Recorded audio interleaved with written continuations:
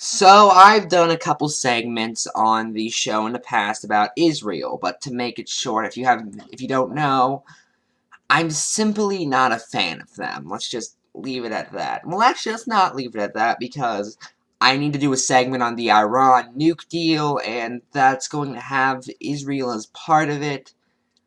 So, I figured I might as well just do a full segment laying out everything about Israel.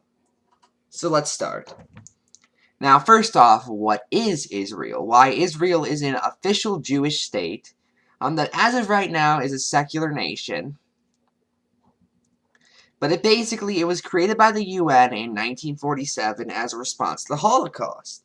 Again, as such, Israel has become a reformed Jew nation, meaning it is a liberal nation, so there are no punishments for things like homosexuality or even really having other religions as far as I'm aware. And it is a democracy. So that's all the good of Israel. Now let's talk about some of the bad of them, because while I won't deny Israel is, for Middle Eastern standards, pretty decent, they still have some fatal flaws of theirs that I'm going to address.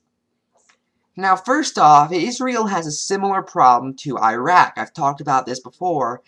Iraq was just placed there in, I think, 1932 by the UK. I've said the US before, that was misinformation. It was actually the UK, which is my bad.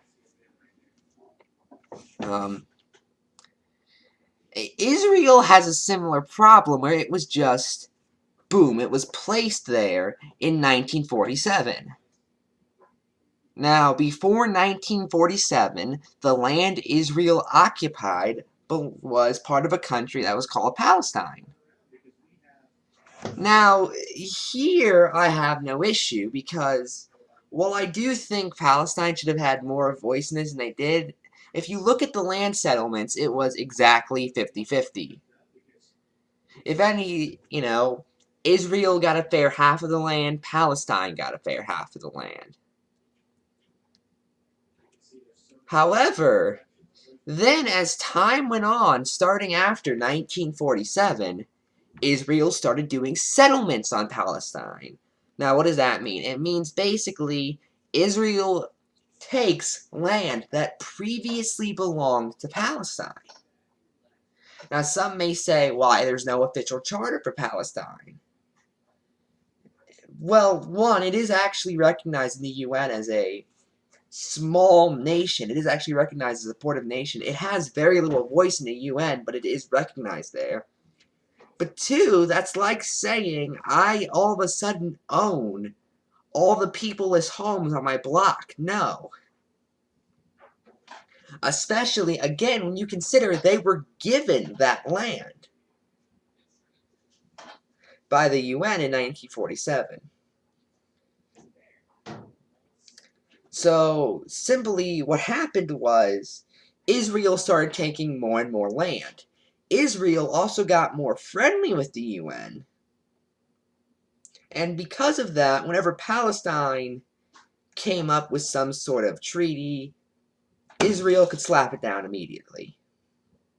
And whenever Palestine went to the UN, Israel is one of the 5 nations, at the time it was 5 at least, for several years it was 5, I'm not sure if it still is,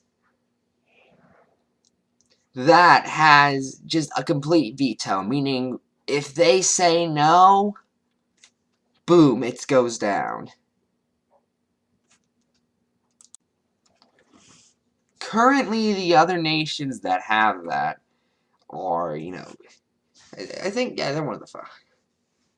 And as well as US has more control with Israel, meaning that they're also one of the 5 nations. I said Israel was, I misspoke, it was US. So because of Israel's friendliness with the United States, they could just go, veto, I don't like that. You're annoying my friend Israel.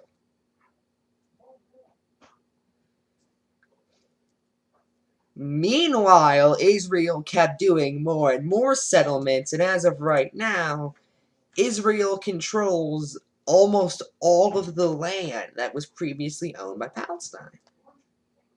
So what do I think the solution is?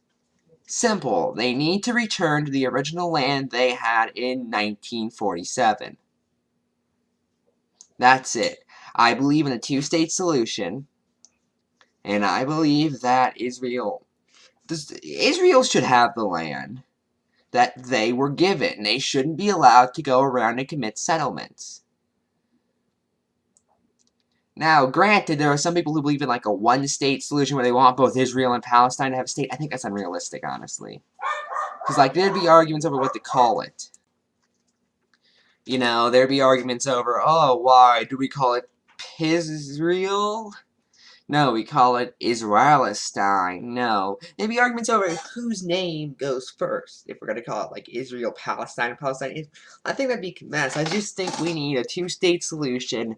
Bring the borders back to what they were in 1947. That's it. I'm Ephrom, and good night.